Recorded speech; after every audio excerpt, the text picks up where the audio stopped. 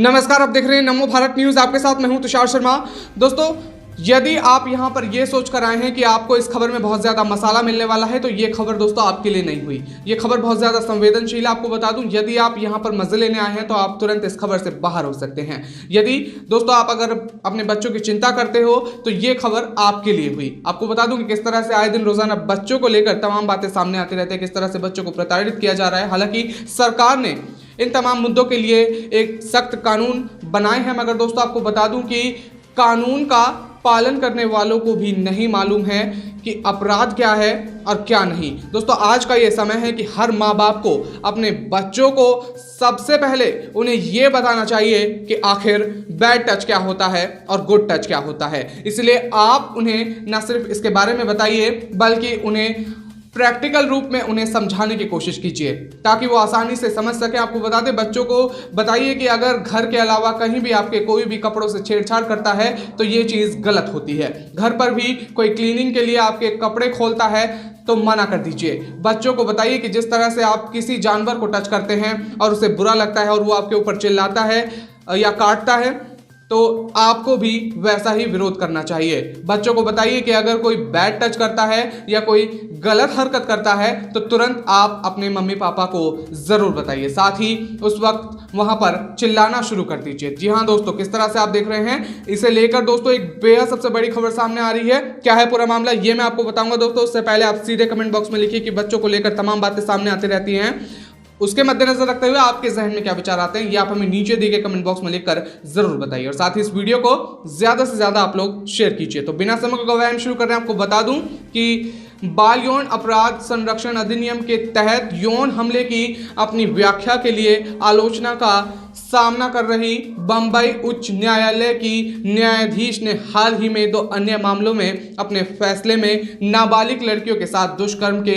2 आरोपियों को यह कहते हुए बरी करा दिया था कि पीड़िता की गवाही आरोपों को अपराधी ठहराने का भरोसा कायम नहीं करती है। न्यायमूर्ति पुष्पा गनेदीवाला ने हाल ही में अपने एक फैसले में 12 साल की लड़की के वक्ष स्थल को छूने के आरोपों को यह कहते हुए बरी करा दिया था कि त्वचा से त्वचा का संपर्क नहीं हुआ था। एक अन्य फैसले में न्यायमूर्ति गनेदीवाला ने कहा था कि 5 साल की बच्ची का हाथ पकड़ना और पैंट की चेन खोलना पोस्को अधिनियम के तहत यौन हमले के दायरे में नहीं आता है। न्यायमूर्ति ने अपने 2 अन्य फैसलों में नाबालिग लड़कियों के साथ दुष्कर्म के 2 आरोपियों को यह कहते हुए बरी करा दिया था कि पीड़िता की गवाही आरोपों को अपराधी ठहराने का भरोसा कायम नहीं करती है। उन्होंने अपने एक फैसले में कहा है कि निसंदेह पीड़िता की गवाही आरोपों को दोषी ठहराने के लिए पर्याप्त है, लेकिन इसे अदालत का विश्वास कायम करने वाली भी होना चाहिए। न्यायमूर्ति ने अपने दूसरे फैसले में यह कहा था कि दुष्कर्म के मामले में पीड़िता का बयान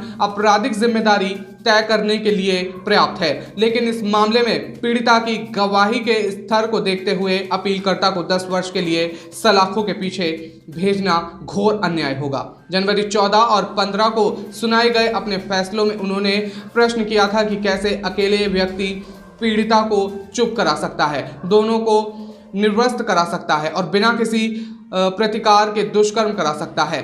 उन्होंने आश्चर्य जताया था कि कैसे एक अविवाहित लड़के और लड़की को घर वालों ने घर में रहने की अनुमति दी और उन्हें पूरी निजता मिली। न्यायमूर्ति ने 15 फरवरी को सूरज कसारकर की ओर से दायर याचिका पर फैसला सुनाया, जिसमें उसने 15 वर्ष की एक लड़की के साथ दुष्कर्म मामले में दोषी ठहराए जाने को चुनौती दी थी। उसे 10 वर्ष की कैद की सजा सुनाई गई थी।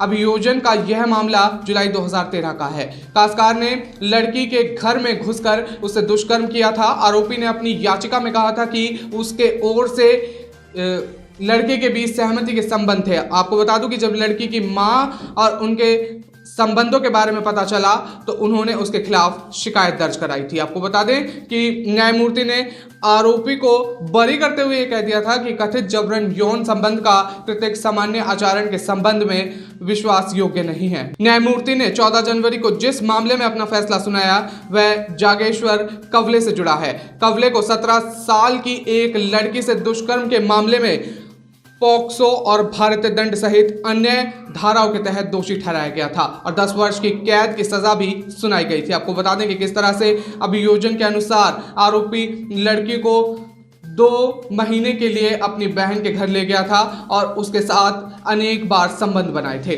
अदालत ने अपने आदेश में कहा था कि पीड़िता के बयान की आरोपी ने उसके साथ संबंध बनाए थे और ना अलावा इसके कि कुछ नहीं हुआ, जो दुष्कर्म की ओर इशारा करता है। और साथ ही आपको बता देंगे किस तरह से पोक्सो एक्ट के प्रावधानों की नई परिभाषा देने वाली बॉम्बे हाई कोर्ट की जज जस्टिस पुष्पा गनेड़ीवाला की कुर्सी पर कानूनी संकट नजर आ रहा है। सुप्रीम कोर्ट के सूत्रों के मुताबिक सुप्रीम कोर्ट कॉलेजियम ने उनका प्रमोशन रोकने का मन बना लिया है। अब या तो जस्टिस गनेड़ीवाला को स्थायी जज बनाने के लिए प्रोबेशन पीरियड को कुछ और सालों के लिए लंबित कर दिया जाएगा या फिर उनको डिमोट कर जिला न्यायालय भेज दिया जा सकता है। जस्टिस पुष्पा को 2 साल पहले फरवरी 2019 में जिला न्यायालय से हाईकोर्ट में अस्थायी जज के तौर पर नियुक्त हुई थी, लेकिन बाल यौन उत्पीड़न संरक्षण कानून यानी पॉस्को एक्ट और अन्य कानूनी मामलों में उनके कई फैसले विवादित रहे हैं। हाल ही में आपको बता दें कि 1 हफ्ते के भीतर यौन उत्पादन के मामलों में उनके दिए गए 2 फैसलों पर जबरदस्त विवाद हो रहा है। इसी साल 19 जनवरी को जस्टिस पुष्पा ने अपना फैसला सुनाते हुए पोस्को एक्ट के तहत दोषी ठहराए गए शख्स को इस दलील के साथ बरी कर दिया था कि पीड़िता के कपड़े तो उतारे ही नहीं थे, तो रेप कैसे हुआ। जी हाँ दोस्तों, रेप के लिए तो स्किन से स्किन कनेक्शन होना जरूरी है। यह मामला अटॉर्नी जनरल ने सुप्रीम कोर्ट के सामने रखा गया था, वो भी नाराज हुए थे।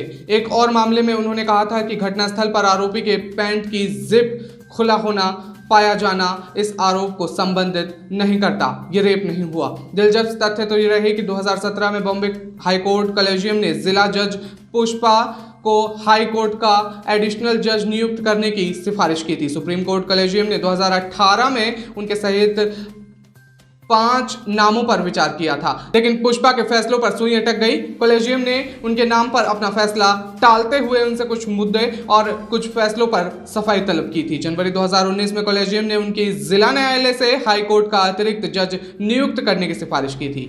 संविधान के अनुच्छेद 234(1) के प्रावधानों के मुताबिक हाई कोर्ट में अतिरिक्त जज के तौर पर बार में प्रैक्टिस करने वाले अनुभवी वकील या फिर निचली न्यायपालिका के जजों की अधिनियम 2 वर्ष तक नियुक्त के लिए high court collegium supreme court को सिफारिश भेजता है। अतिरिक्त जज का प्रोबेशन पीरियड खत्म होने से पहले अगर सुप्रीम कोर्ट कॉलेजियम ने उनके परमानेंट जज बनाए जाने को हरी झंडी दे दी है तो ठीक, वरना नियुक्त निष्प्रभावी हो जाता है। परमानेंट जज बनाए जाने के बाद जज को सिर्फ महाभियोग की प्रक्रिया के जरिए ही हटाया जा सकता है। जस्टिस गनेड़ीवाला के मामले में अगर उनको स्थायी जज नहीं बनाया गया तो उनको अपनी पिछली नियुक्ति यानी जिला जज के रूप में अपने रिटायरमेंट की उम्र तक काम करना होगा। महाराष्ट्र के अमरावती जिले में 1959 में जन्मी पुष्पा गनेड़ीवाला के रिटायरमेंट में अभी करीब 10 साल हैं, लेकिन उन्हें निचली अदालत में लौटना पड़ा तो सिर्फ 60 साल की आयु तक सेवा दे सकेंगे। जी हाँ दोस्तों, किस तरह से आप देख रहे हैं तमाम बातें सामने आ रही थी। दोस्तों ये थी अब तक की सबसे बड़ी खबर। आपसे गुजारिश है कि आप इस वीडियो को जल्दी से शेयर कीजिए ताकि सूचना ज्यादा से ज्यादा लोगों तक पहुंचे। तब तक के लिए हमारे साथ बने रहिए नमो भारत न्यूज में। धन्यवाद। वीडियो को लाइक, सब्सक्राइब और शेयर करना ना भूलें। अपने विचारों को कमेंट बॉक्स में लिखकर हम तक जरूर पहुंचाइए।